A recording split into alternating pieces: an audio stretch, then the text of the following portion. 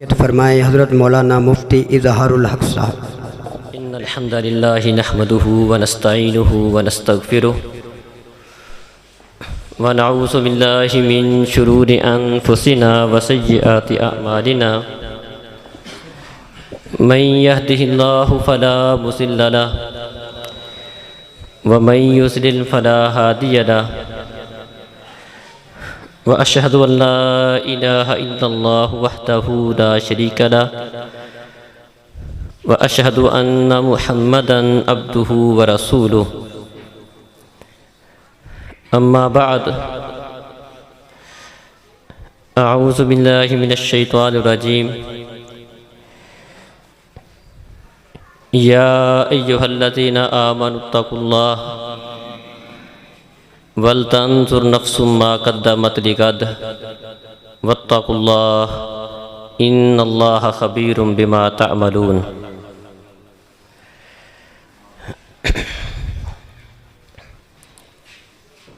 محترم بھائیو،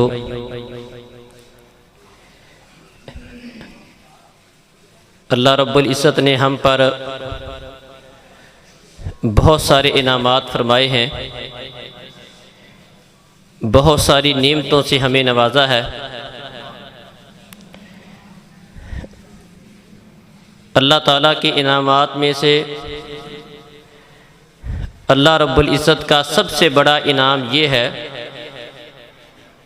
کہ اس نے ہمیں مسلمان پیدا کیا ہے، اسلام کی دولت سے نوازا ہے، ہمیں اپنے آخری نبی حضرت محمد صلی اللہ علیہ وسلم کی امت کے اندر پیدا کیا ہے، اور ہمیں قرآن جیسی عظیم نعمت سے نوازا ہے۔ قیامت والے دن کسی بھی شخص کی کامیابی کے لیے،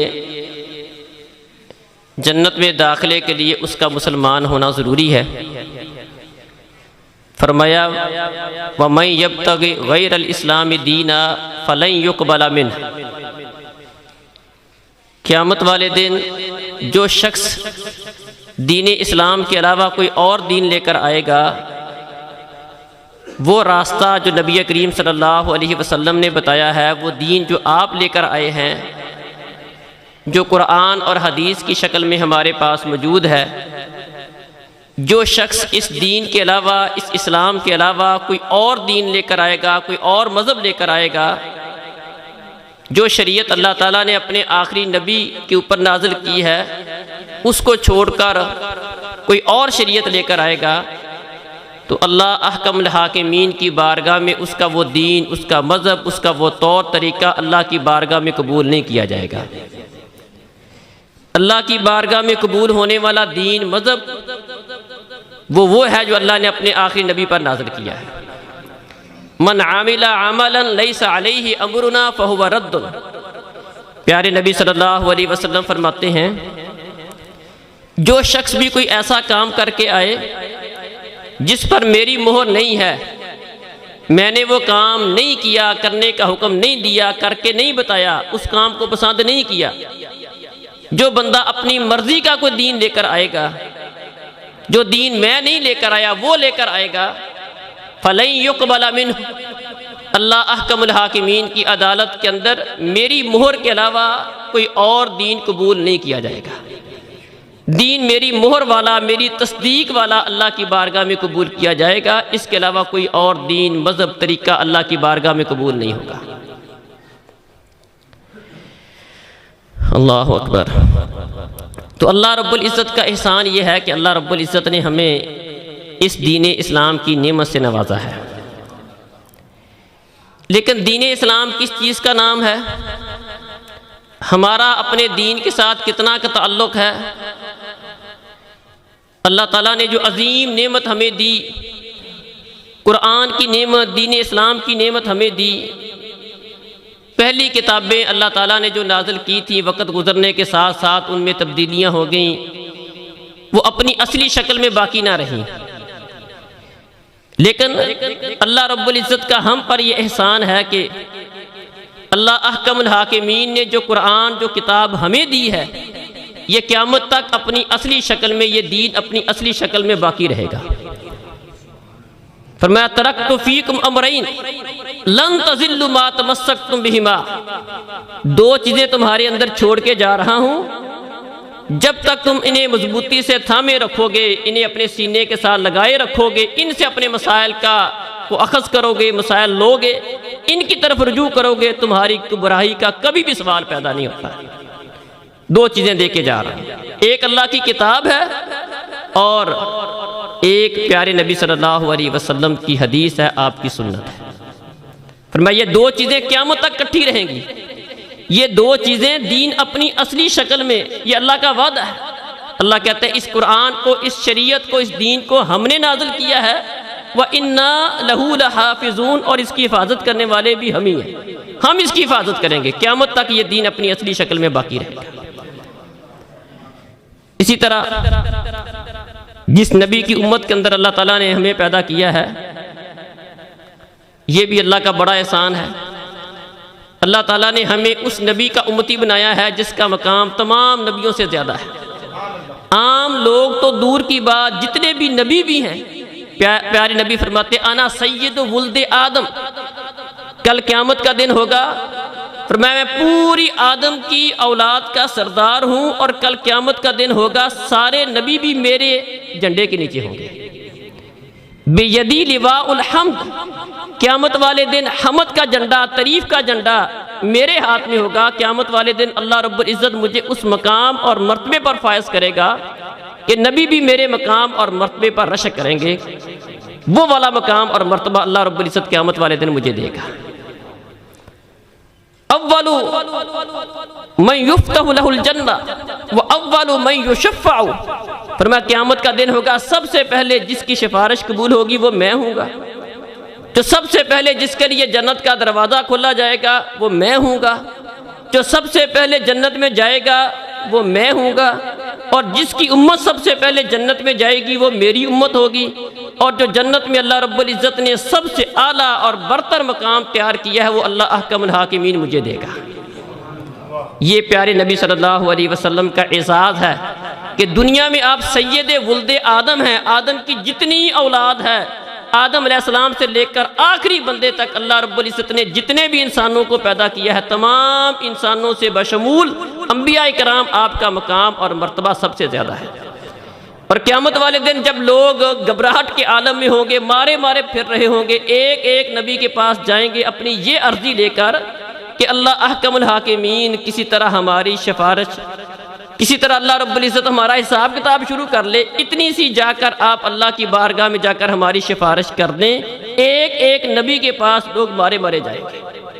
فرمایا لوگ آدم علیہ السلام کے پاس جائیں گے کہ آپ کو اللہ تعالیٰ نے اپنے ہاتھ سے پیدا کیا تھا، تمام انسانوں کے آپ باپ ہیں، آپ دیکھ نہیں رہے لوگ کتنی گھبراہٹ میں ہیں، پریشانی میں ہیں، 50,000 سال کا دن ہے، آپ اللہ کی بارگاہ میں جائیں، ہماری صرف اتنی سفارش کر دیں، اللہ ہمارا حساب شروع کر دیں۔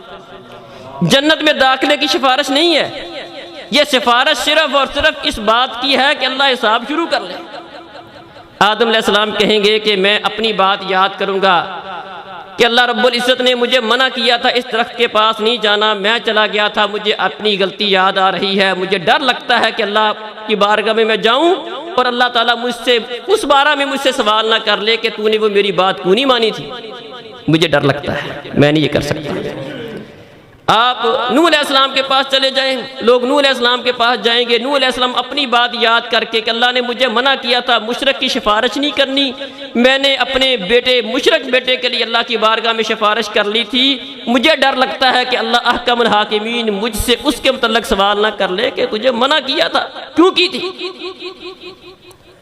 ابراہیم علیہ السلام کے پاس چلے جاؤ، ابراہیم علیہ السلام اپنی بات یاد کر کے اپنی فکر میں ہوں گے، موسیٰ علیہ السلام اپنی بات یاد کر کے اپنی فکر میں ہوں گے، عیسیٰ علیہ السلام نبی کریم صلی اللہ علیہ وسلم کی طرف بھیجیں گے کہ یہ کام پیارے نبی کے علاوہ آج کوئی نہیں کر سکتا۔ پیارے نبی صلی اللہ علیہ وسلم فرماتے ہیں لوگ میرے پاس آئیں گے، میں حامی بھروں گا کہ جی ہاں میں یہ کام کرتا ہوں، لیکن قربان جائیں وہ اللہ رب العزت کی عدالت ہے، وہ دنیا کی عدالت نہیں ہے، وہ قیامت کا دن ہے۔ اللہ احکم الحاکمین اس قدر جلال اور روب اور غصے میں ہوں گے کہ انبیاء اکرام میں سے بھی کوئی نبی اس دن اتنی بات کرنے کی جرات نہیں کرے گا۔ ہر نبی یہ کہے گا نفسی نفسی، مجھے اپنی فکر ہے، اللہ مجھ سے میرے بارے میں سوال نہ کر لے، میں یہ جرات نہیں کر سکتا۔ پیارے نبی فرماتے ہیں کہ میں حامی بنوں گا، لیکن کس طرح؟ فرماتے کوئی بات کیے بغیر میں اللہ کی بارگاہ میں جاؤں گا اور اپنا سر سجدے میں رکھ دوں گا، لمبا سجدہ کروں گا، جس قدر تسبیحات اس وقت میرے ذہن میں ہیں ساری بیان کروں گا، اور وہ والی تسبیحات، وہ والے کلمات جو اس وقت میرے ذہن میں نہیں ہیں، اس وقت اللہ احکم الحاکمین میرے ذہن میں ڈالے گا، ان کے ساتھ اللہ کے سامنے سجدہ کروں گا، تسبیحات بیان کروں گا۔ اس کے بعد اللہ احکم الحاکمین مجھے اجازت دیں گے اپنا سر اٹھائیں، بات کریں، آپ کی بات کو سنا جائے گا، سفارش کریں، آپ کی شفاعت کو قبول کیا جائے گا۔ تو اس دن سب سے پہلے سفارش کرنے والے پیارے نبی صلی اللہ علیہ وسلم، ہمیں اللہ احکم الحاکمین نے اس نبی کی امت کے اندر پیدا کیا ہے۔ پیارے نبی فرماتے ہیں، اللہ اکبر، فرماتے ہیں کہ ہر نبی کو اللہ تعالیٰ نے ایک دعا ایسی دی ہے جس کو اللہ لازمی قبول کرتا ہے۔ ویسے تو اللہ نیک لوگوں کی دعائیں قبول کرتا ہے، بہت ساری کرتا ہے، لیکن ایک گارنٹی شدہ دعا ہے کہ یہ اللہ احکم الحاکمین لازمی قبول کرے گا۔ فرمایا ہر نبی نے وہ دعا دنیا میں مانگ لی، وہ اپنا آپشن دنیا میں استعمال کر لیا، لیکن پیارے نبی کی اپنی امت کے ساتھ محبت دیکھیں۔ فرمایا ہر نبی نے اپنی وہ دعا دنیا میں مانگ لی، وَإِنِّي اِخْتِبَأْتُ دَعْوَتِي لِأُمَّتِي يَوْمَ الْقِيَامَةِ، لیکن میں نے اپنی وہ دعا قیامت والے دن اپنی امت کے لیے چھپا کے بچا کے رکھی ہے۔ جب نبیوں کو اپنی اپنی فکر ہوگی، اس دن میں اللہ کی بارگاہ میں کھڑے ہو کر اس امت کے لیے دعا کروں گا۔ قربان جائیں، کس قدر وہ خیر کا نبی ہے اپنی امت کا، ہم سے کتنی محبت کرنے والا وہ نبی۔ النبی اولا بالمؤمنین من انفسہم، اللہ فرماتے ہیں اتنی فکر ایمان والوں کو اپنی نہیں ہے جتنی ان کے نبی کو ان کی فکر ہے۔ اتنی فکر ہم اپنی نہیں کرنے والے۔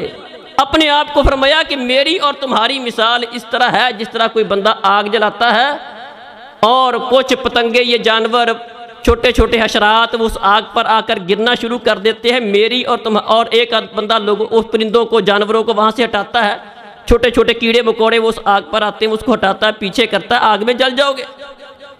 میری اور تمہاری مثال اس طرح ہے، میں تمہیں پیچھے سے پکڑ پکڑ کر جہنم سے بچانے کی کوشش کر رہا ہوں، اور لوگ دھکے سے جہنم کی طرف جا رہے ہیں۔ اس قدر پیارے نبی صلی اللہ علیہ وسلم اس امت کے خیر خواہ ہیں۔ ہر نبی نے دعا مانگ لی دنیا میں، آپ اپنی امتیوں سے اتنا پیار اور محبت کرنے والے، فرمایا میں نے دعا دنیا میں نہیں مانگی، میں نے دعا قیامت کے دن کے لیے بچا کے رکھی ہے کہ جب نبیوں کو اپنی فکر ہوگی میں اپنی امت کے لیے دعا کروں گا۔ اللہ اکبر، اللہ کا شکر ہے کہ اللہ احکم الحاکمین نے ہمیں اس نبی کا امتی بنایا ہے، اسلام کی دولت سے نوازا ہے، قرآن کی نعمت عطا کی ہے۔ لیکن محترم بھائیو، تھوڑا سا ہم نے غور کرنا ہے، ہمارا اپنے نبی کے ساتھ کس طرح کا تعلق ہے، ہمارا اپنے قرآن کے ساتھ تعلق کس طرح کا ہے، ہمارا اپنے دین کے ساتھ تعلق کس طرح کا۔ اللہ کا احسان ہے، اللہ نے مسلمان پیدا کیا، لیکن کیا واقعتاً صحیح معنوں میں ہم مسلمان ہیں؟ اپنے گریبان میں جا کر دیکھیں کہ ہمارا دین کے ساتھ، اسلام کے ساتھ کیا تعلق ہے، اپنے نبی کے ساتھ اپنا تعلق دیکھیں، وہ نبی ہم سے اتنی محبت کرنے والا، اور ہمارا رویہ، ہمارا طریقہ کار اپنے نبی کے ساتھ کس طرح کا ہے۔ سمامہ بن اسال قبیلے کے سردار تھے، ابھی مسلمان نہیں ہوئے تھے، گھر سے نبی کریم صلی اللہ علیہ وسلم کو نعوذ باللہ قتل کرنے کے ارادے سے نکلے۔ مسلمانوں کا ایک دستہ گشت پر تھا، انہوں نے گرفتار کر لیا، لا کر مسجد نبوی کے ستون کے ساتھ باندھ دیا۔ 3 دن مسجد نبوی کے ستون کے ساتھ وہ بندے رہے۔ پیارے نبی صلی اللہ علیہ وسلم 3 دن اس کے پاس سے گزرے، پہلی دفعہ گئے، پوچھا سمامہ ما عندہ کا کیا پروگرام ہے؟ سمامہ گھر سے قتل کے ارادے سے نکلا تھا، دشمن تھا، بھی مسلمان نہیں ہوا تھا، کہنے لگا ان تقتل ذا دم وان تنعم تنعم علی شاکر وان کنت ترید المال فاسأل منہ ما شئت۔ 3 باتیں اس نے کی۔ کہنے لگا اگر آپ مجھے قتل کرو گے، ایک ایسے بندے کو قتل کرو گے جس کا انتقام لینے والے موجود ہے، میں قبیلے کا سردار ہوں، بدلہ لیا جائے گا۔ اور اگر آپ مجھ پر احسان کر کے چھوڑ دو گے، آپ ایک ایسے بندے پر احسان کرو گے جو احسان فراموش نہیں ہے، آپ کے احسان کا بدلہ دوں گا۔ اور اگر آپ کو مال چاہیے، بتائیں کتنا مال آپ کو چاہیے؟ جتنا مال آپ کو چاہیے میں آپ کو دینے کے لیے تیار ہوں۔ اس نے آگے سے یہ 3 جواب دیے۔ پیارے نبی صلی اللہ علیہ وسلم وہاں سے چلے گئے۔ دوسرا دن ہوا، پیارے نبی صلی اللہ علیہ وسلم نے وہی سوال دہرایا۔ ثمامہ نے بالکل وہی جواب دیا، ان تقتل تقتل ذا دم وان تنعم تنعم علی شاکر وان کنت ترید المال منہ فاسأل منہ ما شئت۔ پیارے نبی چلے گئے۔ تیسرا دن ہوا، پیارے نبی نے بات دہرائی، ثمامہ نے آگے سے بالکل پھر وہی جواب دیا۔ نبی کریم صلی اللہ علیہ وسلم نے فرمایا اطلقوا ثمامہ، ثمامہ کو چھوڑ دو۔ اب ذرا دھیان سے سننا، میں چند منٹ کے لیے بس بات کروں گا تو انشاءاللہ اس کے بعد ختم کر دوں گا۔ ثمامہ جو پہلے اتنی سخت بات کر رہا تھا کہ قتل کرو گے انتقام لیا جائے گا، اب چاہیے تھا قبیلے میں چلا جاتا، وہاں سے بھاگ جاتا، وہ اپنے علاقے میں چلا جاتا۔ ایک باغ میں جاتا ہے، غسل کرتا ہے اور آ کر کلمہ پڑھ کے مسلمان ہو جاتا ہے۔ اس نے کوئی لمبی چوڑی تقریریں نہیں سنی، لمبے جلسے نہیں سنے، لمبا پیریڈ نہیں گزارا، صرف 3 دن پیارے نبی صلی اللہ علیہ وسلم اور آپ کے صحابہ کی باتوں کو سنتا رہا، دیکھتا رہا۔ اس کے دل کی دنیا تبدیل ہوگی، متاثر ہو گیا بڑا، صرف 3 دن کی باتوں سے۔ اور صرف متاثر ہی نہیں ہوا، کیا کہتا ہے؟ کہتا ہے واللہ ما کان علی وجہ الارض وجہ ابغض الی من وجہک فاصبح وجہک حب الوجوہ الی۔ کہنے لگا اللہ کی قسم، اسلام لانے سے پہلے میری حالت اور کیفیت یہ تھی کہ مجھے، چونکہ میں کافر تھا، آپ کا دشمن تھا، مجھے آپ اچھے نہیں لگتے تھے۔ اس روئے زمین پر سب سے زیادہ مجھے دشمنی آپ کے ساتھ تھی۔ کافر تھا، کافر کی دشمنی مسلمان کے ساتھ ہوتی ہے۔ کہنے لگا اب مسلمان ہو گیا ہوں، اب دل کی دنیا بدل گئی۔ کہنے لگا اللہ کی قسم، اس روئے زمین پر جتنے بھی انسان بستے ہیں، تمام انسانوں سے مجھے آپ کا چہرہ پیارا لگتا ہے۔ اللہ اکبر۔ ثمامہ 3 دن کی باتیں سن کے مسلمان ہونے والے کی سب سے پہلی بات کیا تھی؟ ناراض نہ ہونا۔ ایک مسلمان کو سب سے پیارا چہرہ کس کا لگتا ہے؟ پیارے نبی صلی اللہ علیہ وسلم کا۔ اور اس میں حقیقت بھی ہے کہ اللہ رب العزت نے سب سے پیارا کس کو بنایا ہے؟ پیارے نبی صلی اللہ علیہ وسلم کو بنایا ہے۔ آپ کا چہرہ پیارا ہے، آپ کی ذات پیاری ہے، آپ کی صورت پیاری ہے، آپ کی سیرت پیاری ہے۔ آپ صورت میں اعلیٰ ہیں، سیرت میں اعلیٰ ہیں۔ اللہ اکبر۔ ایک مسلمان کے نزدیک سب سے پیارا چہرہ کس کا ہے؟ پیارے نبی صلی اللہ علیہ وسلم کا چہرہ ہے۔ ہم نے اپنا جائزہ لینا ہے، ہمارا اپنے نبی کے ساتھ کس طرح کا تعلق ہے۔ میں نے کہا اللہ کا احسان بڑا ہے، مسلمان پیدا کیا، قرآن کی نعمت سے نوازا، نبی کی نعمت سے نوازا، آخری نبی کا امتی پیدا کیا۔ اپنا جائزہ لینا ہے بس، میرا اپنے نبی کے ساتھ تعلق کس طرح کا ہے۔ میرا چہرہ، میری شکل، میری صورت، میرا لباس، میرا گھر کا ماحول، میرا کاروبار، میرا اٹھنا بیٹھنا، میرے گھر والوں کے معاملات پیارے نبی صلی اللہ علیہ وسلم کے ساتھ کتنے کے میچ کرتے ہیں۔ میرا ان کے ساتھ محبت والا معاملہ کس طرح کا ہے۔ اللہ اکبر۔ ایک بات تو ہم نے یہ دیکھی ہے، اللہ کے احسانات میں سے ایک احسان قرآن کی نعمت ہے، دین کی نعمت ہے۔ قرآن اللہ کی کتاب ہے، اللہ رب العزت نے ہمیں جو کتاب دی ہے یہ قیامت تک باقی رہنے والی ہے۔ تورات، انجیل، زبور، باقی کتابیں وقت گزرنے کے ساتھ ساتھ تحریف ہوگی، تبدیلی ہوگی، اپنی اصل شکل میں باقی نہیں رہی۔ قرآن قیامت کے دن تک اپنی اصل شکل میں باقی رہے گا۔ غیر مسلموں کو ہمیشہ جرأت ہم سے ہوتی ہے، یہ بھی یاد رکھیں۔ آئے روز ہم اس طرح کی خبریں سنتے رہتے ہیں کہ نعوذ باللہ نبی کریم صلی اللہ علیہ وسلم کے خاکے بنائے گئے، نعوذ باللہ قرآن کی بے حرمتی کی گئی، اس کو جلایا گیا، بڑا برے طریقے سے اس کی بے حرمتی کی گئی۔ اس میں ایک بہت بڑی کوتاہی ہماری اپنی ہے۔ ہمیں جو پیارے نبی کے ساتھ عقیدت محبت والا معاملہ کرنا چاہیے، اس قرآن کے ساتھ جو عقیدت اور محبت والا معاملہ کرنا چاہیے وہ نہیں ہے۔ لوگوں کو جرأت یہاں سے ہوتی ہے۔ ہم اپنے دین کے ساتھ، اپنے نبی کے ساتھ کتنی محبت کرنے والے ہیں، ان کی بات کتنی ماننے والے ہیں۔ ایک طرف پیارے نبی کی بات آ جائے، ہم میں سے کتنے لوگ ایسے ہیں جو اپنی بات کو پیارے نبی کی بات پر ترجیح دینے کی بجائے اللہ اور اس کے رسول کی بات کو ترجیح دیتے ہیں، اس کو مقدم جانتے ہیں۔ کسی اور کی، کسی امام کی، کسی مفتی کی، کسی بڑے کی بات آ جائے، جہاں پر پیارے نبی کی بات آ جائے، کتنے لوگ ایسے ہیں جو اپنے سر کو جھکا لینے والے ہوتے ہیں کہ نہیں، یہاں پیارے نبی کی بات آ گئی ہے، آپ کی بات کے مقابلے میں کسی کی بات نہیں چلے گی۔ جہاں قرآن کی بات ہو، کتنے لوگ ایسے ہیں جو قرآن کی بات کو مقدم جاننے والے ہیں، قرآن کو پڑھنے والے، اس پر عمل کرنے والے ہیں۔ ہمارا قرآن کے ساتھ تعلق دیکھ لیں، کتنے لوگ ایسے ہوں گے جو قرآن کو صحیح طرح پڑھنا جانتے ہیں، کتنے لوگ ایسے ہوں گے جو قرآن کو ترجمے کے ساتھ پڑھنا جانتے ہیں۔ قرآن کو ترجمے سے پڑھنا تو دور کی بات، محترم بھائیوں اور بزرگوں، ہماری حالت اور کیفیت یہ ہے کہ ہم روزانہ جو نماز پڑھتے ہیں 5 وقت کی، ہم میں سے شاید ہی کوئی ایک بندہ، 2 بندے جو اس مجلس میں بیٹھے ہیں، کوئی 2-4 بندے ہوں گے، ورنہ اکثر و بیشتر کی حالت یہ ہوتی ہے کہ ہم روزانہ کی بنیاد پر جو اللہ کی بارگاہ میں پیش ہو کر نماز پڑھتے ہیں، ہمیں نہیں پتہ ہوتا ہم اپنے اللہ سے کیا مانگ رہے ہیں۔ ہم رکوع میں کھڑے ہیں، سورہ فاتحہ پڑھ رہے ہیں، سورہ فاتحہ میں کیا مانگ رہے ہیں، اللہ تعالیٰ سے کس بات کا سوال کر رہے ہیں، رکوع میں جا کر اللہ سے کیا کہہ رہے ہیں، کیا عرضی پیش کر رہے ہیں، سر سجدے میں رکھ کر اللہ سے کیا مانگ رہے ہیں، تشہد میں بیٹھے ہیں، التحیات میں کیا ہے، درود میں کیا، درود کے بعد جو دعائیں پڑھتے ہیں اس میں کیا۔ ہم میں سے اکثر و بیشتر کی حالت یہ ہے کہ ہمیں نماز کا ترجمہ تک نہیں آتا ہے۔ یہ ہمارا اپنے دین کے ساتھ، قرآن کے ساتھ تعلق ہے۔ اسلام کی نعمت بہت بڑی نعمت ہے، ہمارا اس نعمت کے ساتھ کتنا کا تعلق ہے۔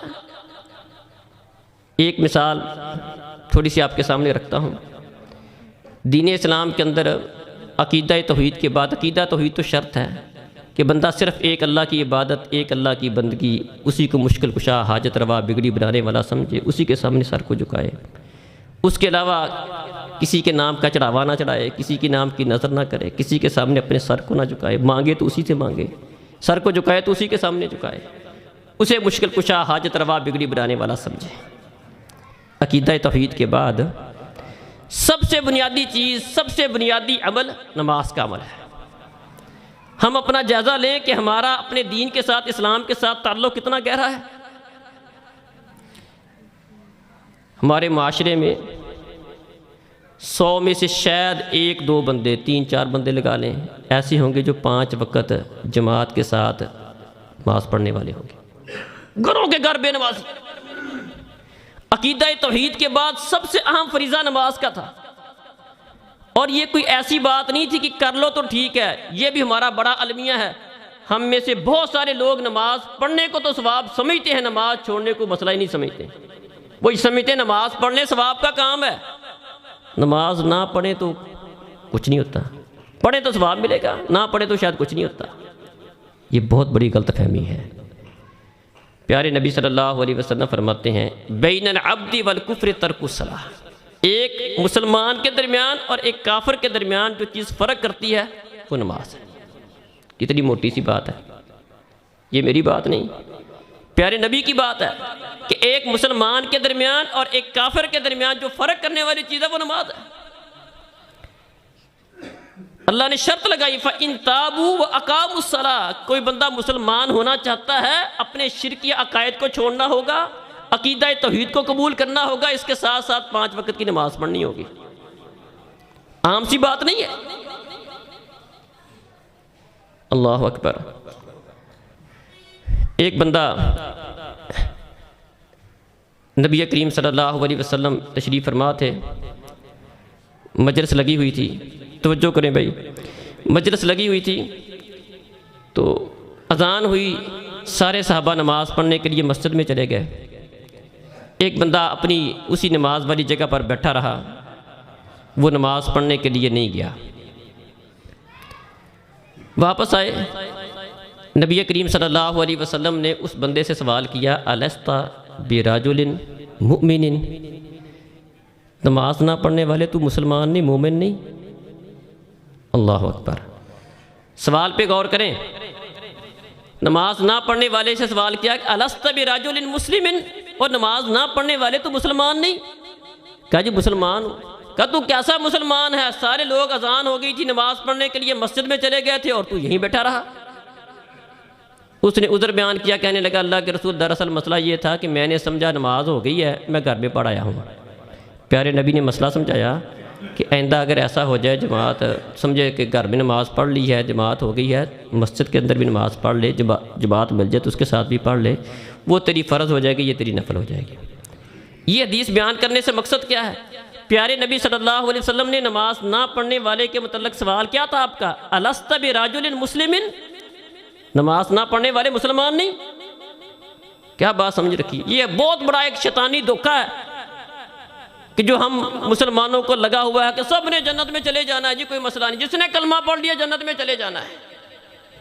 اللہ اکبر، یہ کلمے کی بنیادی شرطوں میں سے ایک شرط اللہ رب العزت نے اس کو قرار دیا ہے۔ جس طرح عقیدہ توحید کسی بندے کے مسلمان ہونے کے لیے بطور شرط اللہ نے ذکر کیا ہے، وہیں پر اللہ احکم الحاکمین نے نماز کے پڑھنے کو بھی کسی بندے کے مسلمان ہونے کے لیے شرط کے طور پر ذکر کیا ہے۔ دو حدیثیں بیان کر کے بات ختم کرتا ہوں۔ پیارے نبی صلی اللہ علیہ وسلم فرماتے ہیں کہ حوض کوثر پر میں اپنی امت کے لوگوں کو پانی پلاؤں گا۔ لوگ کہتے ہیں، صحابہ کہتے ہیں، اللہ کے رسول وہاں ساری امتیں جمع ہوں گی قیامت والے دن، آپ کو کیسے پتہ چلے گا کہ یہ میرا امتی ہے اور میں نے اس کو پانی پلانا ہے؟ پیارے نبی فرماتے ہیں کہ میرے امتیوں کے اوپر ایک نشانی ہوگی، اس نشانی کو دیکھ کر مجھے پتہ چل جائے گا یہ میرا امتی ہے اور میں نے اس کو پانی پلانا ہے۔ امتی کی نشانی سنیں ذرا، اللہ اکبر۔ پیارے نبی نے امتیوں کی نشانی کیا بیان فرمائی؟ ہم میں سے ہر بندہ اس بات کا امیدوار ہے کہ کل قیامت کا دن ہوگا، لمبا دن ہے، پیاس شدید لگی ہے، سورج انتہائی قریب ہے، جس کو حوض کوثر پر ایک دفعہ آپ کے ہاتھوں پانی نصیب ہو گیا، قیامت کے 50,000 سال میں اسے دوبارہ پیاس نہیں لگے گی۔ پانی کس کو ملے گا؟ اپنی امت کے لوگوں کو پانی پلائیں گے۔ امتی کون ہوگا؟ اس کی نشانی بیان فرمائی۔ فرمایا ان امتی یاتون یوم القیامت غرم محجلین من اثر الوضوء، میری امتی کے اوپر ایک نشانی ہوگی جس سے مجھے پتہ چل جائے گا کہ یہ میرا امتی ہے، میں نے اس کو پانی پلانا ہے۔ اور وہ نشانی کیا ہے؟ فرمایا میرے امتی قیامت والے دن اس حالت میں آئیں گے کہ وضو کرنے کی وجہ سے ان کے وضو والے اعضاء چمک رہے ہوں گے، مجھے پتہ چل جائے گا یہ میرا امتی ہے، میں نے اس کو پانی پلانا ہے۔ اب فیصلہ کر لیں، جو بندہ وضو کرتا نہیں، نماز پڑھتا نہیں ہے، سویا رہتا ہے، کل قیامت کا دن ہوگا، پیارے نبی کا امتی ہونے کی اس کے اوپر کوئی نشانی نہیں ہوگی، خام کا شیطان کا دھوکہ ہے، اس میں نہ پڑے رہے۔ حوض کوثر پر پیارے نبی کے ہاتھوں پانی ملنا تو دور کی بات، پیارے نبی اس بندے کو پہچانیں گے بھی نہیں، کوئی فرق نہیں ہوگا اس بندے کے درمیان جو نماز نہیں پڑھتا، یہ مسلمان ہے، یہودی ہے، عیسائی ہے، ہندو ہے، کیا ہے، کوئی فرق نہیں ہے۔ امتی ہونے کی نشانی اس بندے پر ہوگی جو 5 وقت کی نماز پڑھتا ہے، جو 5 وقت کی نماز نہیں پڑھتا، امتی ہونے کی نشانی کوئی نہیں۔ اللہ اکبر۔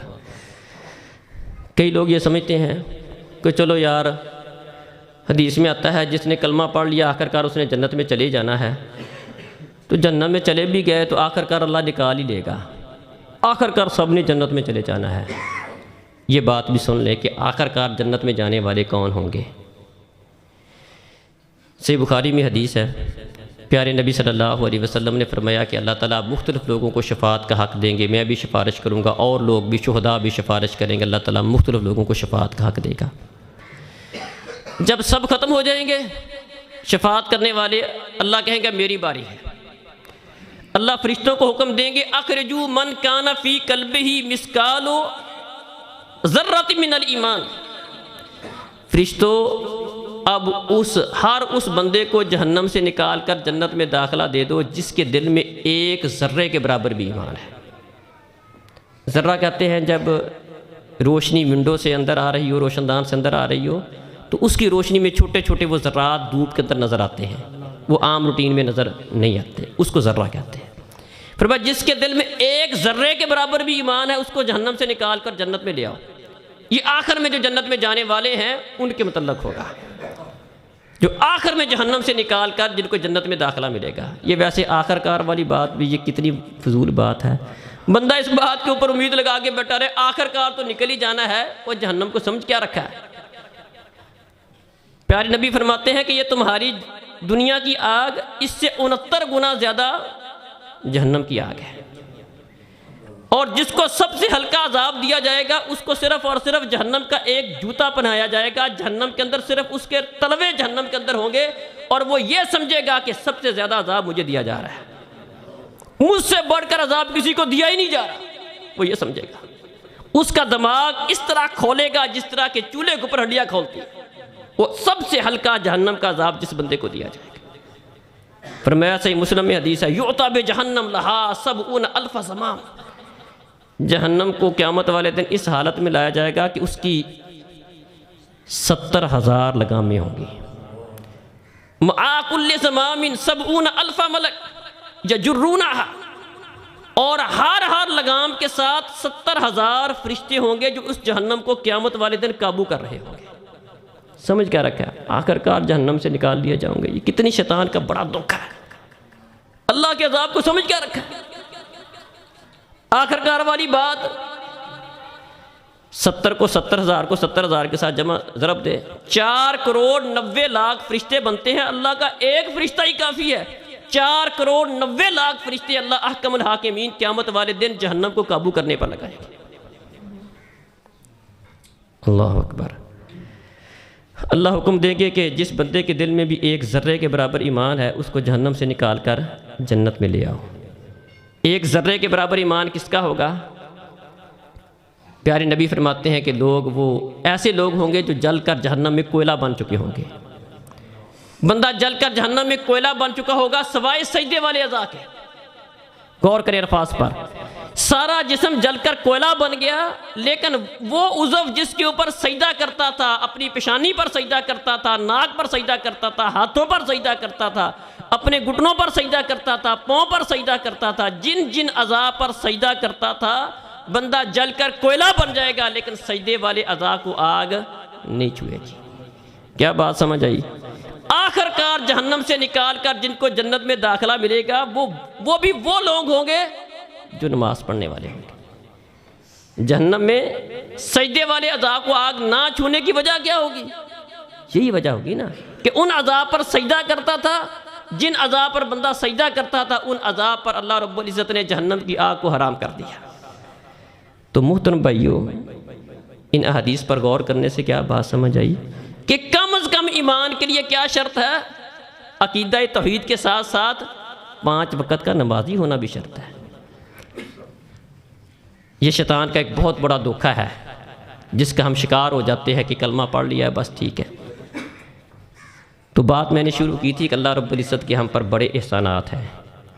اللہ تعالیٰ نے ہمیں دین اسلام کی نعمت سے نوازا ہے، اپنے آخری نبی کا امتی پیدا کیا ہے، اللہ تعالیٰ نے ہمیں قرآن کی نعمت سے نوازا ہے۔ اللہ اکبر۔ لیکن ہم بھی دیکھیں کہ ہمارا اپنے دین کے ساتھ، اسلام کے ساتھ، اپنے نبی کے ساتھ، اپنے قرآن کے ساتھ تعلق کس طرح کا ہے۔ ہم قرآن کا کتنا پڑھنے والے ہیں، اس کو کتنا سمجھنے والے ہیں، اس پر کتنا عمل کرنے والے ہیں۔ نبی کے ساتھ محبت کا کیا عالم ہے، نبی کی بات کتنی مانتے ہیں، آپ کی شکل و صورت کو اختیار کرنا اور آپ کی اطاعت کرنا، اس کے بارے میں ہمارا رویہ کس طرح کا ہے۔ دین اسلام کی نعمت بہت بڑی نعمت ہے، اسی کی بنیاد پر اللہ رب العزت نے جنت اور جہنم کا فیصلہ کرنا ہے۔ میرا اپنے دین کے ساتھ تعلق کس طرح کا ہے، میں مسلمان ہوں لیکن میرا اپنے اسلام کے ساتھ تعلق کس طرح کا ہے، ہم نے اس بات پر غور کرنا ہے اور اپنی اصلاح کرنی ہے۔ اور یہی مقصد ہمارا کسی بھی دینی مجلس میں آنے کا یہی مقصد ہوتا ہے کہ دین کی بات سنیں گے اور اس کے مطابق عمل کریں گے، اپنے اندر کوئی کمی کوتاہی ہے تو اس کو دور کریں گے۔ اللہ تعالیٰ سمجھنے اور عمل کی توفیق عطا فرمائے۔